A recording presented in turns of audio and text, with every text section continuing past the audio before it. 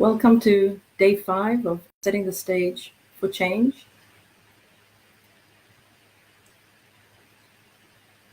Just waiting a few seconds to get a confirmation that everything's working all right.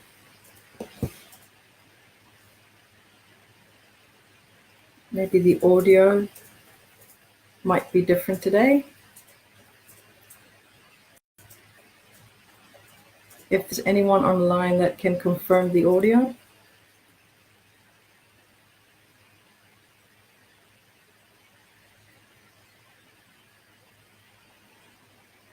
The audio good?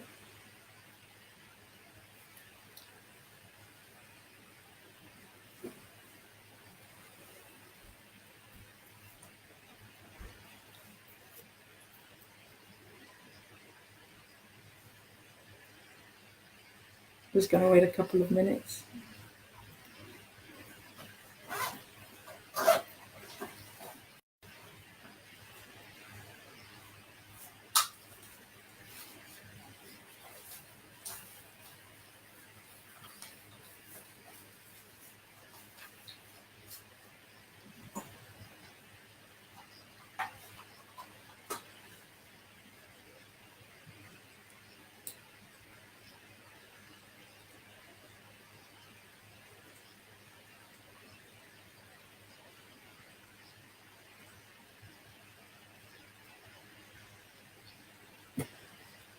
If someone can confirm the audio, everyone can hear me?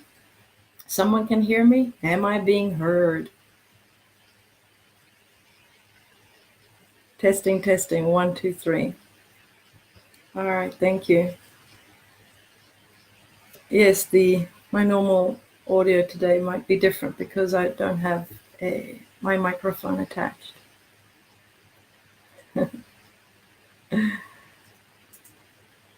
Since I started doing these live events, I never prepare for anything in particular, just what sort of resonates in the moment.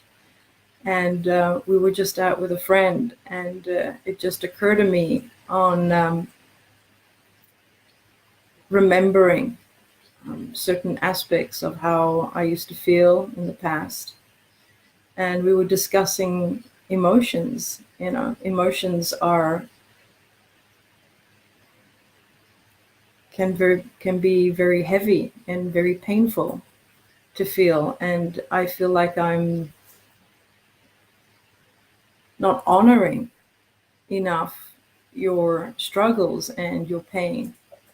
And I just wanted to take a moment today and discuss emotions from a different perspective. Everyone's pain, emotional pain, is present. And there's a memory there, and it's an automatic response. And when we continue to be that person we believe to be, the emotion gets stronger and stronger and stronger. And hence, there's stronger beliefs and thoughts that we put into place, maybe not consciously, but as a protective method to avoid feeling that pain. And I know it can be very, very difficult. I went through years of struggle of dealing with, at the time I wasn't aware of it completely, of a sense of complete unworthiness. And you can get to such a point that the sense of unworthiness can actually bring you to your knees and tears, where, why do I even exist? I feel utterly worthless.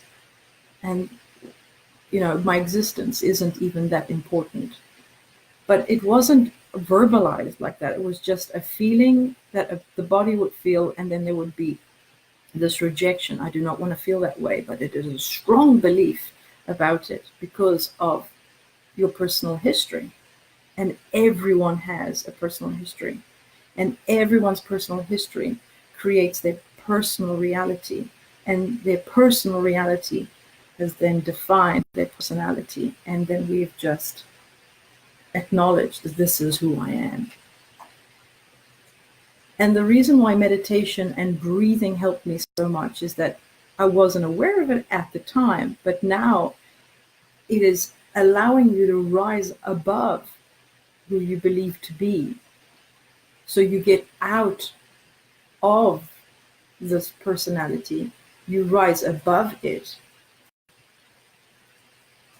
And then you start to sense, I do have the opportunity to look at that belief. I do have the opportunity to embrace it, as painful as it might be. I now see that I cannot keep going into knee-jerk response, and it comes up, rejecting it. It comes up, rejecting it. And at some point, it just becomes evident that I've been tolerating this feeling, I've been tolerating this feeling, I've been tolerating this feeling, I've been tolerating this feeling, and I can feel I could keep doing this over and over again. But then the question arises, do I want to carry on like this?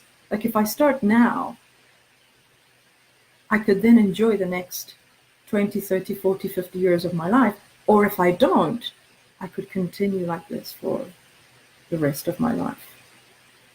So it is in this present moment where the awareness comes that, can I just surrender? And I know the feelings of despair, of disempowerment, of shame, of unworthiness, of guilt, they are not easy. And I understand that, and I want to acknowledge it, and I really want to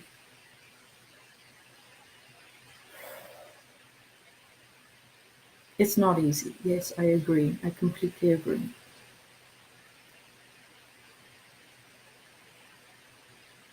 But while you're meditating, allow yourself to rise above this personality you believe to be. And from that point, bring yourself to look at emotion for what it really is. Look at a thought for what it really is. When you're ready, no one is going to rush you through this. Just acknowledge what aspects of your life are in place that make you go through this, jumping through the same hoops and the same loops and the same routine and the same habitual pattern. And you can see that the same habitual pattern will be there over and over again. And your same habitual patterns will not allow you to experience anything new, because the sense of uncertainty is a threat. You don't know what's down the road that could possibly make you feel those feelings that you've been trying to avoid all this time. So that's why thoughts and habits and action that you're already accustomed to, familiar with, your focus will be on repeating those. And you'll say, it feels very, very right, because it feels familiar. This feels better. So every time you're trying to change something from the place of where you are, who you believe to be, with the baggage of all those emotions, then you'll keep doing the most familiar thing, which is keeping a wrap around those emotions. The moment you allow yourself to feel that shame, that unworthiness, that anger, and I'm saying the word, I'm saying the name of the emotion that we've given to it: shame, unworthiness, despair, disempowerment, guilt, anger, rage, hurt. I'm saying the words. To point, you need to identify what it is that you just feel like, this is way too much for me to handle. In fact, it's not your place to handle it. It's your place to embody it, to love it unconditionally, to accept it, to surrender to it, to allow the body to feel it. And it's not easy. It's not easy. That's why there's a commitment where you just decide, I'm willing to face it. I'm willing to look at it. It's a stopping and consciously loving what is. But the thoughts that say, how can you love this? Again, that's why meditation is so important. Don't tackle it with the mind. You're not going to solve this thinking about those thoughts. Thinking about those thoughts is just going to amplify the original thought. So to honor the emotions that are currently keeping you trapped into the same familiar habitual pattern, which you call my life, they must be looked at when you're ready.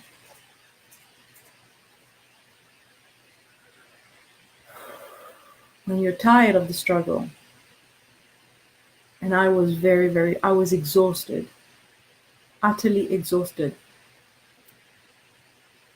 And every single part of my past, and I won't go into all the details today. I might one day. But all those details of the past just brought me to the conclusion of I'm unworthy. And being rooted in that vibrational frequency of unworthiness, when I looked at my future and my options for that future based with a foundation of unworthiness, it felt like an effort. Everything was a struggle. And my actions were inspired by supporting the root fundamental core belief that I am unworthy. So the inspired action came from this cradle, from this pot of vibrational frequency, from this emotion. And then you sort of realize that all my actions and everything that I was doing was trying to fill this pot. I feel unworthy, make me feel worthy. I feel unworthy, please help me feel worthy. Filling the pot. And every time it did fill for a while, do it all over again. I've got to do it all over again. And if you just realize this pattern where you're bringing to the table of life this lack, this limitation, this missing something, your thoughts and your actions and your interactions with the rest of the world, which you believe you're separate from, is trying to fulfill this thing that is missing. So this is where we become addicted to this emotion. This is why people call it an addiction. And physically speaking, it is an addiction because apparently every time you think a thought, there's a chemical that the brain releases into the body, so the body can feel the equivalent feeling of that thought. So when one gets addicted to feeling unworthy, there's a chemical in the brain that just pops it into the rest of the body so it can feel the unworthiness. And without knowing, you become addicted to an emotion. And this is now familiar to you.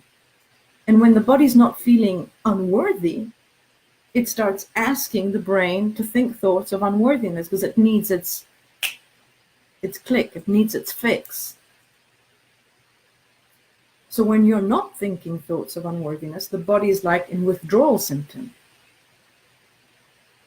So there's a whole dynamics of what is happening when one is addicted to,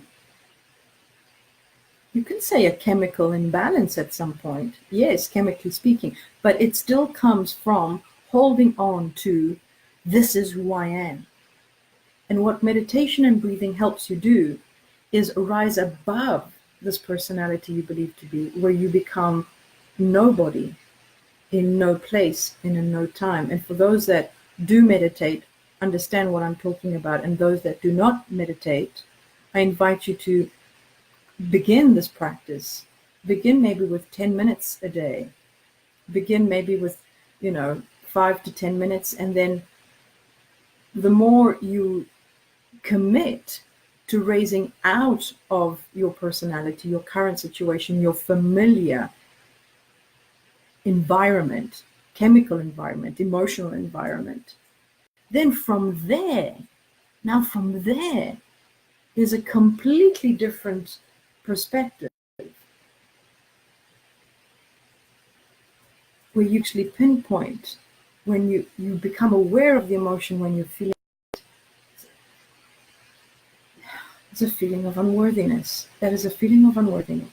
Feeling of you don't sort of say, I'm feeling unworthy. There is a feeling of unworthiness. You're perceiving it, you're feeling it, you're seeing it. You're becoming aware of it. Aware. So, yes, it's not easy, but reach out, ask for help. If you can get help and you can find like-minded people that are interested in their self-growth, into wanting to heal and wanting to feel better and wanting to change their experience and shift that familiarity from feeling a negative emotion familiar to actually allowing yourself to feel one of the emotions a bit higher. And yes, if you're down at despair, if you're down in guilt, and if you're down in unworthiness, if you're down here in shame or disappointment, it's about climbing that emotional scale, but not from the perspective of the unworthy personality. You can't get there from there. You can't get to a different perspective if you're going to bring the whole personal history with you.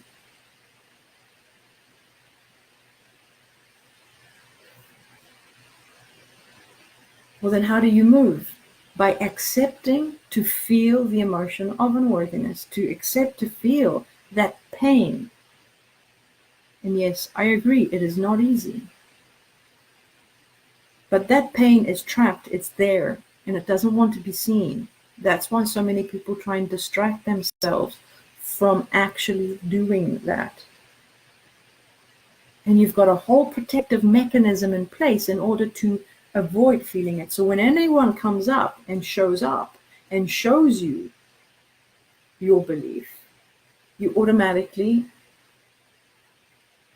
are upset with that person, cancel them out of their life and out of your life. And so now an opportunity came to look at it, but it felt so bad. You disregarded. Pluck the pain down. And off we go until the next time. And then we get triggered again, and then we get triggered again, and then we get triggered again. And then after years and years and years, I became the bad person because I got upset with so many people that were showing me how unworthy I felt of myself. I made a lot of enemies, which is beyond the point of my core belief, I must be a good person.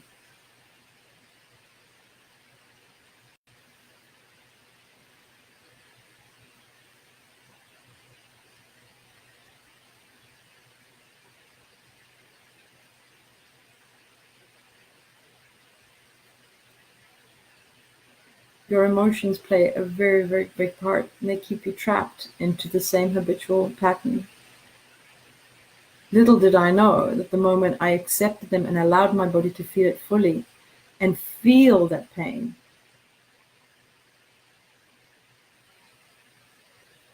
did I allow myself to then become someone else. In the sense I could start to feel differently about myself, raised to another frequency. And now when I look back at my personal history, I have a completely different recollection, a more loving approach, more compassionate to those that hurt me. I don't hang out with them, no, that's for sure. But it's not that I don't hang out with them because I don't want to get hurt anymore. It's just that they have served the purpose for my realization today. So there's a gratitude for them. There's a gratitude for my illness. There's a gratitude for certain circumstances and events that happen so that I could wake up to seeing that I am not a limiting belief. I am not my emotions. I am not my mind. I am not my body. I am that which is, I become aware of them. I am the awareness. And you can go deeper into that. But just for the sake of these 21 days of setting the stage for change, of inserting into your habitual daily familiar life, just the three aspects of becoming aware of the mind-body connection, just realizing thoughts, the connection with your body and emotions, and how you manage them, and inserting 10-15 minutes at a time meditation where you actually raise out of your personality, out of that familiar state of being. Introduce meditation. Introduce breathing techniques where you're actually breathing with your diaphragm, because breathing with your diaphragm helps the body release trapped emotions. So it is actually helping you, parallel helping you, just side by side. So between your increased awareness, the meditations, and breathing, those three elements are supporting you towards a change of an experience.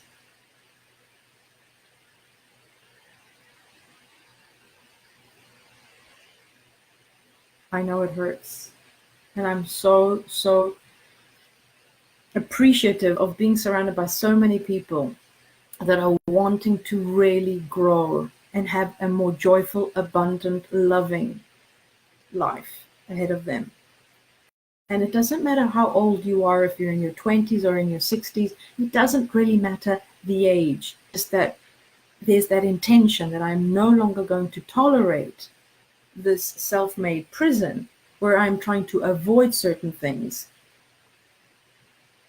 So then I will only be familiar with this future, which is a lot like my past. You want new experiences. You are wanting new experiences like you've never wanted them before. You just want to have experiences. You want to experience yourself. And that's why we're always striving for change. But then when we are there and we make a resolution that we're going to do this, we're going to do that, we're going to do this, we're going to do that, we never end up doing it because we're addicted to that familiar feeling, or the familiar feeling of avoiding to feel that feeling.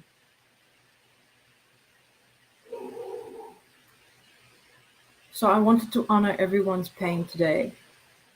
And I'd like you to also take a moment and see what present is inside that pain, and what would happen if you actually allowed yourself to feel it.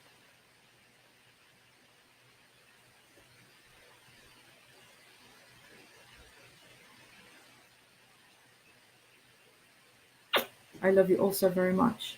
Be good to yourselves.